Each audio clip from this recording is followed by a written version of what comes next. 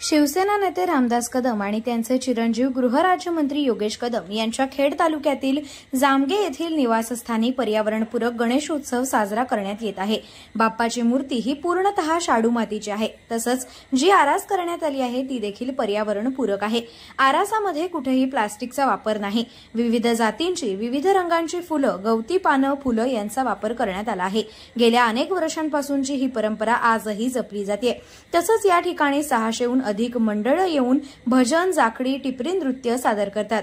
या सर्व मंडळांना ढोलकी व मृदुंग दिली जाते। कोकणची लोककला टिकावी यासाठी हा उपक्रम दरवर्षी राबवण्यात येतो।